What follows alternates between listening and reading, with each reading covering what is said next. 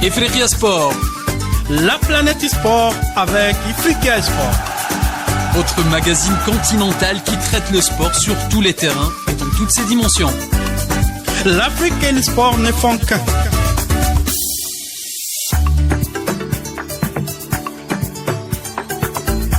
Salutations mes sœurs et frères africains, Salama, Nagadef, Ndjaraman, Ayom, Boto, à tous les auditeurs de Ifriqiya FM à travers le monde. Bienvenue à Ifriqiya Sport. Ifriqiya Sport, votre rendez-vous hebdomadaire consacré au sport africain. On aura des entretiens, des explications, des réactions et aussi une mise en valeur du sport africain toutes les semaines avec des sommités du sport africain. Faire découvrir les Africains d'ici et d'ailleurs est l'une de notre principale mission à Ifriqiya FM. Cette fois-ci avec une perle rare. Elle nous vient de Carthage, cet Africain qui partage des compétences que personne n'a quasiment à travers le monde. Mes sœurs et frères africains, cette noble personne est noble au sens figuré et propre du terme. Nabil Telmoudi avec nous pour nous parler de lui, de l'Afrique, des talents du continent noir au niveau footballistique. Nabil Telmoudi est avec nous pour nous donner une explication de son métier, de ces événements, ce qu'il est en train de faire pour notre cher continent. Il est avec nous, je vous laisse le découvrir avec moi. Bonjour Nabil. Bonjour Walid. Et bonjour à tous les auditeurs de Ifriqiya FM. Ok Nabil, je te laisse te présenter au peuple africain. Je vais me présenter, je suis Nabil Telmoudi, d'origine tunisienne. Je suis plutôt spécialisé dans le scouting, dans le recrutement de joueurs à fort potentiel. J'ai une trentaine d'expériences maintenant dans tous les domaines du scouting. Donc que ce soit pour le centre de formation, pour les joueurs en post-formation et pour l'équipe professionnelle. Donc en quelques mots, mon parcours Walid, toi tu le connais. J'ai commencé moi à l'AS Cannes en tant que recruteur. Donc je suis resté 10 ans à l'AS Cannes. À l'époque en 92, c'était une référence au niveau de la formation, l'AS Cannes. D'ailleurs tout le monde sait évidemment que Zinedine Zidane, notre Zizou national, sort de ce club. Ensuite, j'ai passé 2 ans à l'AC Ajaccio où je me suis occupé du recrutement pour l'équipe professionnelle en première division. Ensuite, je suis allé à Lens, donc j'ai passé 15 années à Lens sur le recrutement de l'équipe professionnelle. Et j'ai passé 2 ans et demi comme référent du recrutement pour le centre de formation de l'Olympique de Marseille. Voilà un petit peu mon parcours. Nabil, tu sais qu'à Ifriqiya FM, on se tutoie, on a toujours des questions habituelles. Est-ce que tu peux nous parler de ta relation avec le continent africain? Écoute Walid, oui, ma relation avec le continent africain, comme tu te doutes, elle est très très très forte. L'Afrique, c'est le pays du football, c'est le pays du talent. Que ce soit dans tous les pays du Maghreb et tout le continent africain, on est toujours émerveillé quand on va dans tous ces pays parce que à chaque fois qu'on regarde un match, on voit un joueur avec des qualités super intéressantes pour le haut niveau. C'est très très très intéressant d'avoir l'œil sur le continent parce que tout le monde sait qu'aujourd'hui énormément de talents, que ce soit des Algériens, des Tunisiens, des Marocains, des Africains, des Subsahariens. La majorité des championnats aujourd'hui européens ont dans leur effectif beaucoup de joueurs de notre continent. Nabil, parle-nous du joueur africain ou les joueurs africains que tu as recrutés ou que tu as été, on va dire, dans le process de recrutement. Écoute, les joueurs africains que j'ai recrutés, alors déjà, moi, dans tous les clubs où je suis allé, c'était un travail collégial. Donc, on était une cellule de recruteurs. Donc, bon, les process de recrutement, toi, Walid, tu les connais. Donc, on n'est jamais tout seul à recruter un joueur. Hein. C'est un travail collégial, un travail avec le staff technique, un travail en étroite collaboration avec la direction sportive. Voilà, nous, on est sur le terrain. On essaye de convaincre notre direction pour qu'elle prenne, qu'elle signe les joueurs que nous, on leur recommande. Hein, donc c'est ça le travail des scouts et d'une cellule de recrutement. Alors pour te citer quelques noms, bon, je vais faire référence à l'Algérie. Donc à l'époque, quand j'étais à l'AS Cannes, j'avais vu jouer Brahim Mdani, hein, qui jouait au Racing Paris, donc dans les divisions inférieures. Bon, ben écoute, on a tenté le coup avec lui et ça s'est très très bien passé. Il a fait une belle carrière derrière. Donc notamment, il est allé jouer à l'Olympique de Marseille. Donc il était capitaine même de l'Olympique de Marseille, si mes souvenirs sont bons. Ensuite, bon, quand on travaillait pour le Racing Club de Lens, bon, on a réussi à recruter quand même pas mal de joueurs africains. Bon, je pense à Popo Coulibaly, donc on avait recruté à Djoliba, le défenseur central international. On était arrivé aussi à faire venir Harouna Dindan, donc qui est un grand attaquant ivoirien. Donc bon, la liste elle serait un peu longue, mais je peux vous parler par exemple d'un dossier qui va peut-être vous intéresser, c'est celui de Riyad Mahrez, puisque la question c'est les joueurs que tu as recrutés. Ben là, c'est le joueur qu'on n'a pas recruté. Donc quand j'étais au Racing Club de Lens, Riyad Mahrez nous avait été signalé par l'entraîneur de Quimper à l'époque, si mes souvenirs sont bons, puisqu'il jouait en National 2 en France à Quimper. Donc j'étais allé le voir, d'autres recruteurs sont allés le voir après moi, nous on avait validé le dossier. Il est venu passer une semaine à l'essai chez nous, au Racing Club de Lens à La Gayette, mais malheureusement la direction sportive n'avait pas à ce moment-là souhaité valider le dossier. Dommage. Nabil, on s'est parlé en off, tu m'as parlé d'un événement important qui se passera aujourd'hui en Tunisie. Parle-nous de ton événement et explique-nous ce que tu dois faire, ce que vous êtes en train de faire. Oui, effectivement, nous sommes en train de préparer, d'organiser un événement donc à Tunis, donc en Tunisie. Cet événement aura lieu du 17 au 22 juin prochain. Donc c'est un stage de détection qui sera couvert par des clubs français. Donc on aura l'honneur de recevoir le Racing Club de Lens, le Stade Malherbe de Caen, le FC Sochaux et l'Olympique de Marseille pour les clubs français. Donc les clubs algériens, libyens et tunisiens qui voudront envoyer des scouts seront les bienvenus également. Et donc bon, cet événement, si vous voulez, on a réfléchi depuis très longtemps. Donc bon, nous sommes une communauté de recruteurs et donc on a réfléchi très très longtemps. On s'est posé des questions en se disant il y a un gros problème aujourd'hui pour faire venir les joueurs en Europe, les joueurs africains, les joueurs maghrébins, c'est très très compliqué parce qu'il y a beaucoup de problèmes avec les visas. Donc souvent, quand on va en Afrique, qu'on voyage, qu'on va dans le Maghreb, on arrive à détecter des joueurs qui nous paraissent intéressants, mais au moment de faire les dossiers administratifs et de faire les visas, ben souvent on a des refus. Donc on s'est dit, ben on va l'organiser à Tunis, ce qui nous permettra de faire venir les recruteurs sur place et de pouvoir recevoir sans ces problèmes de visa les joueurs dignes d'intérêt, les joueurs à fort potentiel du continent africain.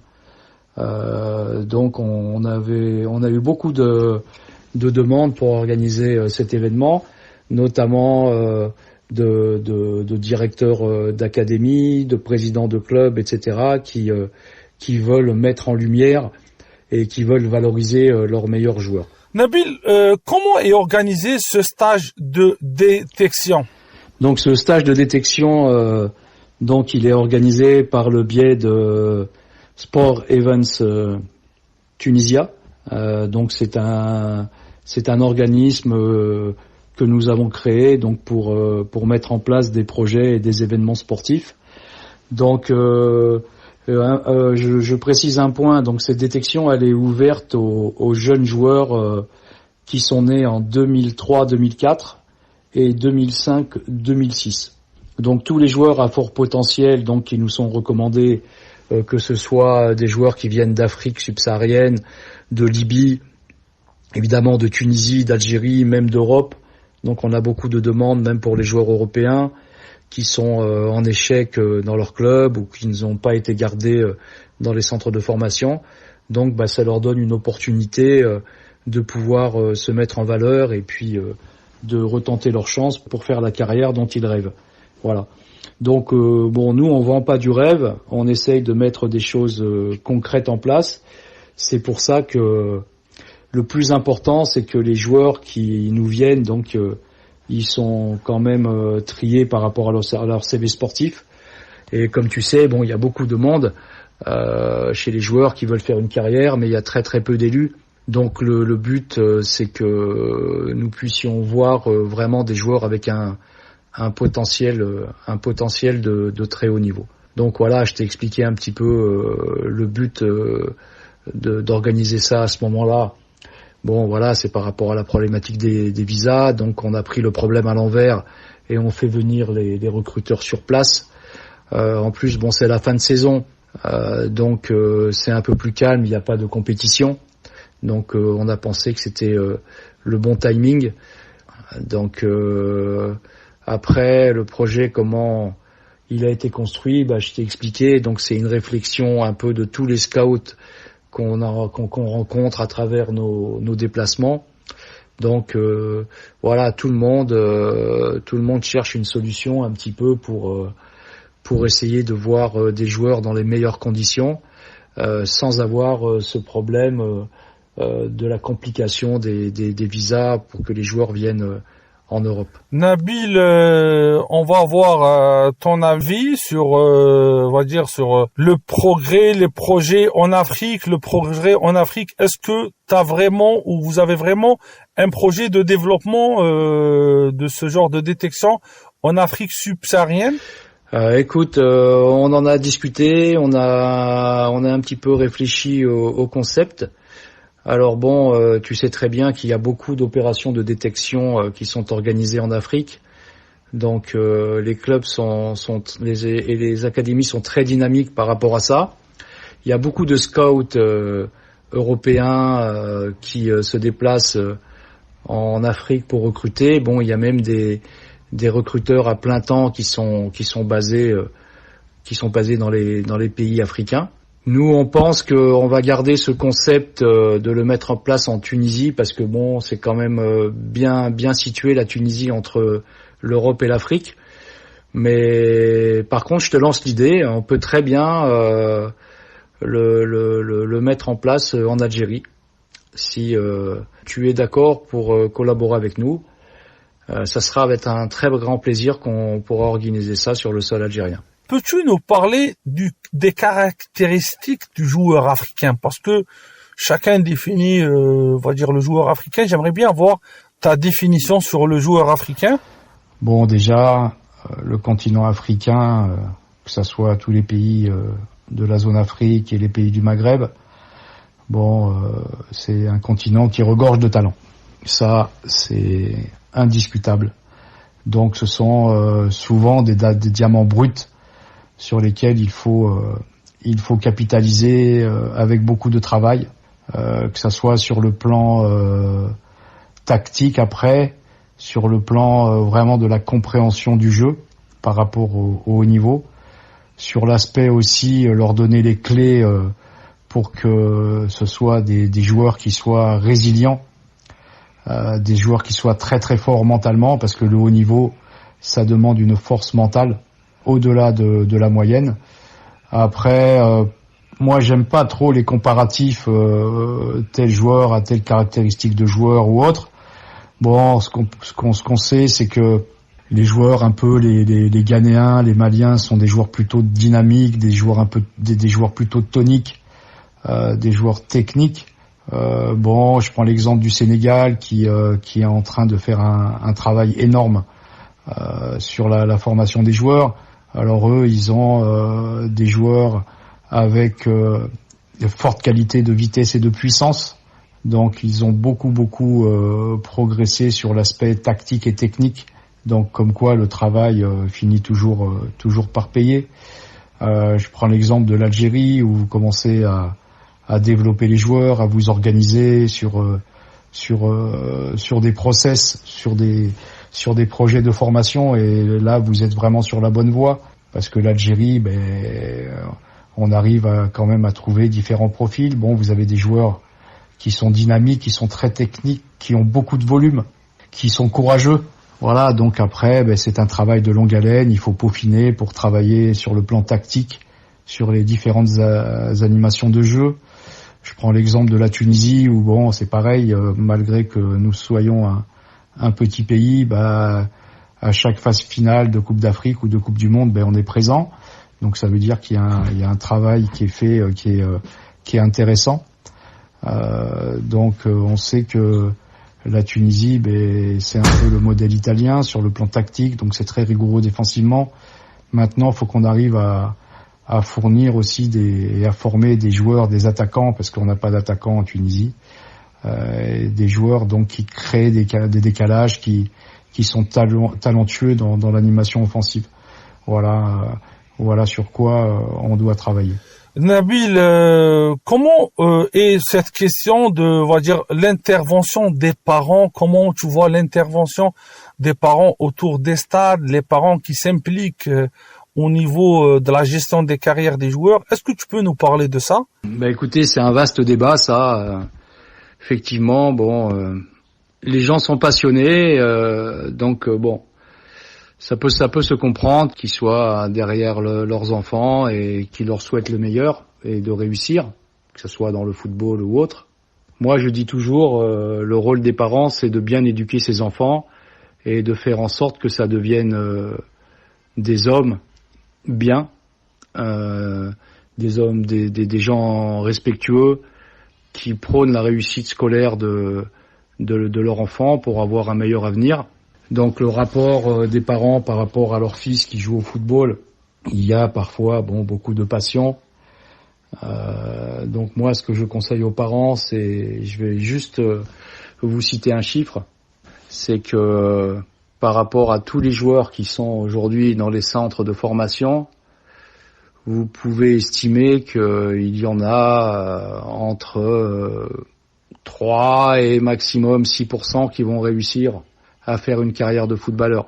Donc moi, ce que je leur conseille, c'est qu'ils misent tout sur une bonne scolarité, et si leur fils réussit, ça sera un bonus. Donc moi, ce que je veux lancer un message: laissez vos enfants jouer. Si ils ont du talent, ils seront forcément détectés, parce qu'aujourd'hui les recruteurs sont partout. Donc c'est pas comme à l'époque où il y a des joueurs qui avaient du talent qui passaient au travers les mailles du filet parce qu'il n'y avait pas beaucoup de recruteurs. Mais aujourd'hui, tous les pays sont regardés, tous les joueurs sont regardés, que ce soit par les recruteurs locaux, que ce soit par les conseillers sportifs, les agents, etc. Donc moi, si j'ai un conseil à vous donner, si votre fils a du talent, forcément il va être repéré. Donc je pense que ça sert à rien de forcer les choses. Il faut le laisser s'épanouir, parce que c'est même pas lui rendre le service que de toujours avoir ce comportement passionnel. Je pense que ça nuit au développement des enfants. Les enfants, ils sont là déjà pour jouer au football et pour se faire plaisir avant tout. Nabil, une question un peu personnelle, je sais qu'elle est... Parle-nous de tes objectifs, on va dire professionnels et personnels.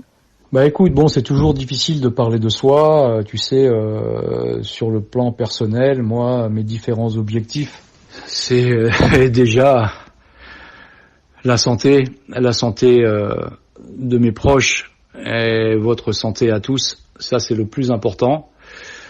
Aujourd'hui, avec l'expérience que j'ai, je développe des concepts. Donc c'est ça qui m'intéresse, donc de rester au contact du milieu du football. Si les clubs et les institutions estiment que j'ai des qualités et que je peux leur ramener une plus-value, je suis à l'écoute des différents projets. Donc ce qui est intéressant, c'est de mesurer l'évolution du scouting aujourd'hui. Et là, je pense qu'avec l'expérience que j'ai et l'expérience qu'on a, nous les anciens, on peut apporter beaucoup et faire gagner beaucoup de temps aux institutions et aux clubs, parce que recruter un joueur de haut niveau, il y a des process, et je pense il faut aussi de l'expérience. Donc la combinaison aujourd'hui des nouvelles technologies et de l'œil aguerri d'un professionnel du recrutement, je pense que ça peut être un bon compromis, parce que les nouvelles technologies, la vidéo, maintenant ça fait une vingtaine d'années que ça existe, les outils Y-Scout, etc. Donc on est habitué nous à travailler aussi pour l'équipe professionnelle sur ce genre d'outils. Après on a la data et l'intelligence artificielle qui arrivent, donc ça c'est sûr qu'il faut maîtriser ces éléments-là qui nous apportent une aide, qui nous font gagner du temps. Mais il n'y a jamais rien qui va remplacer l'œil pour moi du professionnel aguerri pour ne pas se tromper, ou pour éviter de se tromper le moins possible sur le recrutement des joueurs. Donc voilà, moi ce qui me passionne, c'est de mettre en place des projets. Éventuellement la formation de scout, c'est quelque chose qui m'intéresse également. Et puis moi je suis un homme de terrain, donc je peux pas me passer du fait de pas être sur le terrain pour observer et pour analyser des joueurs. Quel est le message que tu veux envoyer à ta fédération, à la fédération tunisienne? Franchement, par rapport à notre fédération, c'est une fédération qui travaille quand même bien, la Tunisie. C'est comme l'Algérie maintenant. Moi, le message que je peux faire passer, c'est le recrutement, c'est la base. Donc plus on détecte les joueurs tôt, les forts potentiels, je dis bien, plus on détecte les forts potentiels tôt, plus on les suit, et plus à un moment donné on va avoir des équipes nationales plus fortes.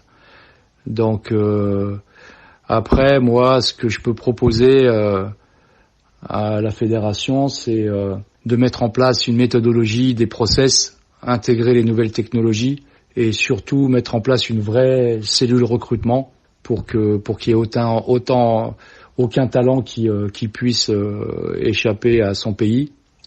Et surtout, j'insiste sur le fait que les jeunes talents doivent être détectés le plus tôt possible pour pouvoir leur donner les armes pour le haut niveau. Prochainement, on aura la finale de la Ligue des champions africaine. Le grand Ahli du Caire va jouer aussi l'Espérance de Tunis. Un pronostic pour cette finale? Ça va être un beau match, c'est Espérance de Tunis et l'Ahli.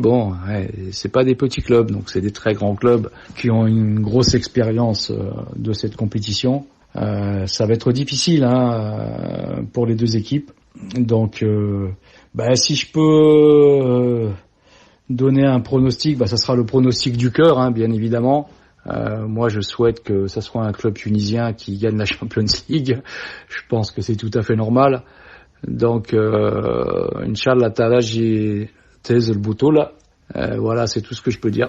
Nabil, on aimerait bien aussi avoir un mot pour l'Afrique. Qu'est-ce que tu veux véhiculer pour l'Afrique? Oui, si j'ai un dernier mot pour l'Afrique, l'Afrique, c'est la terre du football, c'est la terre du talent. Donc c'est un magnifique continent que j'aime énormément. Donc moi j'encourage toutes les initiatives bienveillantes pour développer notre sport favori, et avec toute la combinaison des compétences qu'il y a dans nos pays, je pense qu'on est quand même sur la bonne voie, à l'image de tous nos pays qui commencent à franchir les paliers, que ce soit le Sénégal, que ce soit la Côte d'Ivoire récemment, que ce soit l'Algérie, parce que quand même, l'Algérie a fait quand même des belles choses avec son équipe nationale, même si vous avez quand même manqué de réussite ces dernières années. Mais vous avez le potentiel pour bien réussir et j'ai confiance dans les compétences de l'Algérie. Bon, la Tunisie, nous, on essaye de progresser, même si les conditions ne sont pas très faciles. L'écosystème aujourd'hui, bon, est un peu compliqué, mais on arrive toujours à former des joueurs, on arrive toujours à être dans les compétitions. Donc, moi, je dis Viva Africa. Et comme tu le sais, nous, on se tutoie et on laisse toujours à l'invité le mot de la fin, si tu veux conclure ou rajouter quelque chose. Et donc, pour terminer, Walid, je tenais à te remercier chaleureusement pour ton invitation. J'espère que les auditeurs ont été contents de nous écouter. Moi, en tout cas, j'y ai pris un très très grand plaisir. C'est toujours un honneur de discuter avec des connaisseurs algériens. Et je suis très très très content de cet échange que j'ai eu avec toi. Et portez-vous bien et je vous souhaite à tous le meilleur. Merci Nabil Telmoudi pour cette demi-heure, on va dire, de partage de connaissances. Mes amis, je vous invite à réécouter cette émission-là si vous voulez être vraiment un élément essentiel dans le milieu du foot. Nabil, il nous a offert un cours de scouting, un cours de gestion, un cours de management. On le remercie pour sa disponibilité. On terminera avec un proverbe, bien sûr, ça sera tunisien, en honneur à Nabil et à tous mes sœurs et frères en Tunisie. Celui qui veut de belles choses, il doit veiller tard. Celui qui veut de belles choses doit veiller tard. Méditez ce proverbe et à la semaine prochaine pour un autre numéro de Ifriqiya Sport, le rendez-vous hebdomadaire du sport africain.